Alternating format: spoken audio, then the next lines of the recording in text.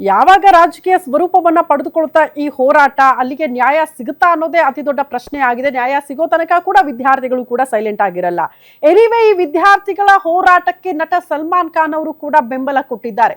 ಆದ್ರೆ ಹೋರಾಟವಾಗಿ ಉಳಿದೇ ಹಿಂಸಾರೂಪ ಪಡೆದುಕೊಂಡಿದ್ದಕ್ಕೆ ಬೇಸರವನ್ನ ಹೊರಹಾಕಿದ್ದಾರೆ ನಟ ಸಲ್ಮಾನ್ ಖಾನ್. ಪೇಪರ್ ಲೀಕ್ ವಿರುದ್ಧ ವಿದ್ಯಾರ್ಥಿಗಳ ಪರವಾಗಿ ನಾನಿದ್ದೀನಿ, ಈ ಹೋರಾಟಕ್ಕೆ ನಾನು ಕೂಡ ಬೆಂಬಲ ಕೊಡ್ತೀವಿ ಅಂತ ಹೇಳಿದ್ದಾರೆ. ಶಾಂತಿಯುತ ಪ್ರತಿಭಟನೆ ಓಕೆ, ಹಿಂಸಾರೂಪ ತಾಳಿದು ಬೇಸರ.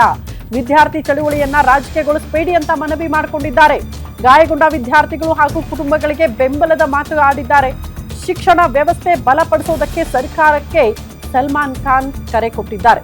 ಶಿಕ್ಷಣವೇ ದೇಶದ ಮೊದಲ ಆದ್ಯತೆ ಆಗಬೇಕು ಅಂತ ಸಲ್ಮಾನ್ ಖಾನ್ ಕೇಳ್ಕೊಂಡಿದ್ದಾರೆ. ವಿದೇಶಿಗರು ಭಾರತಕ್ಕೆ ಕಲಿಯೋದಕ್ಕೆ ಬರಲಿ ಎಂಬ ಆಶಯ ವಿದ್ಯಾರ್ಥಿಗಳ ಹೋರಾಟಕ್ಕೆ ಧ್ವನಿ ಹಾಕಿದ್ದಾರೆ ಸಲ್ಮಾನ್ ಖಾನ್. ಆ ಕುರಿತು ತಮ್ಮ ಎಕ್ಸ್ ಖಾತೆಯಲ್ಲಿ ಒಂದು ಪೋಸ್ಟ್ ಕೂಡ ಮಾಡಿದ್ದಾರೆ. ವಿದ್ಯಾರ್ಥಿಗಳ ಹೋರಾಟ ಶಾಂತಿಯಿಂದ ಆಗ್ತಾ ಇತ್ತು, ಬಟ್ ಹಿಂಸಾರೂಪ ತಾಳಿದ್ದು ಬೇಸರದ ಸಂಗತಿ ಅನ್ನುವಂತಹ ವಿಚಾರವನ್ನ ಪ್ರಸ್ತಾಪ ಮಾಡಿದ್ದು ಕೇಂದ್ರಕ್ಕೆ ಮನವಿ ಮಾಡಿಕೊಂಡಿದ್ದಾರೆ. ದಯವಿಟ್ಟು ಶಿಕ್ಷಣ ವ್ಯವಸ್ಥೆಯಲ್ಲಿ ಅತಿ ದೊಡ್ಡ ಬದಲಾವಣೆ ತರಬೇಕು. ಯಾಕಂದ್ರೆ ವಿದೇಶದಿಂದ ಸಾಕಷ್ಟು ಜನ ಕಲಿಯೋದಕ್ಕೆ ಅಂತ ಭಾರತಕ್ಕೆ ಬರ್ತಾರೆ, ಭಾರತವನ್ನ ಆಯ್ಕೆ ಮಾಡ್ಕೊಳ್ತಾರೆ. ಅದು ಹಂಗೆ ಮುಂದುವರ್ಕೊಂಡು ಹೋಗ್ಬೇಕು ಅನ್ನುವಂತಹ ವಿಚಾರವನ್ನ ಸಲ್ಮಾನ್ ಖಾನ್ ತಮ್ಮ ಪೋಸ್ಟ್ ನಲ್ಲಿ ಉಲ್ಲೇಖ ಮಾಡಿದ್ದಾರೆ.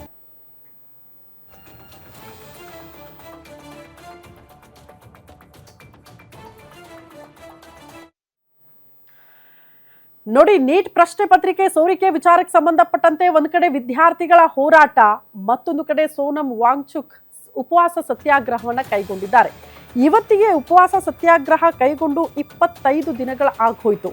25 ದಿನಕ್ಕೆ ಕಾಲಿಟ್ಟ ಬಳಿಕ ಸೋನಂ ಅವರು ಕೇಂದ್ರ ಸರ್ಕಾರಕ್ಕೆ ಒಂದಷ್ಟು ಷರತ್ತುಗಳನ್ನ ಮುಂದೆ ಇಡ್ತಿದ್ದಾರೆ. ಪ್ರತಿಭಟನಾಕಾರರ ವಿರುದ್ಧ ಕ್ರಮ ಕೈಗೊಳ್ಳದೆ ಹೋದ್ರೆ ಉಪವಾಸವನ್ನ ನಿಲ್ಲಿಸ್ತೀನಿ, ನಾನು ಬದುಕೋದಕ್ಕೆ ಬಯಸ್ತಾ ಇದ್ದೀನಿ, ಕೆಲಸಕ್ಕೆ ಹಿಂದಿರುಗೋದಕ್ಕೆ ಸಿದ್ಧನಿದ್ದೇನೆ, ಆದ್ರೆ ಪ್ರತಿಭಟನಾಕಾರರ ವಿರುದ್ಧ ಕಾನೂನು ಕ್ರಮ ಕೈಗೊಳ್ಳಬಾರದು, ಹೀಗಂತ ಸರ್ಕಾರ ಸ್ಪಷ್ಟನೆ ಕೊಟ್ಟುಬಿಟ್ರೆ ನಾನು ಉಪವಾಸವನ್ನ ಅಂತ್ಯಗೊಳಿಸ್ತೀನಿ.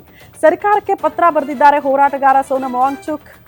ಹಂಗಾಗಿ ಈಗ ಕೇಂದ್ರದ ನಿಲುವು ನಿರ್ಧಾರಗಳು ಏನು ಈ ವಿಚಾರದಲ್ಲಿ ಅನ್ನೋದನ್ನ ಕಾದು ನೋಡ್ಬೇಕಾಗಿದೆ.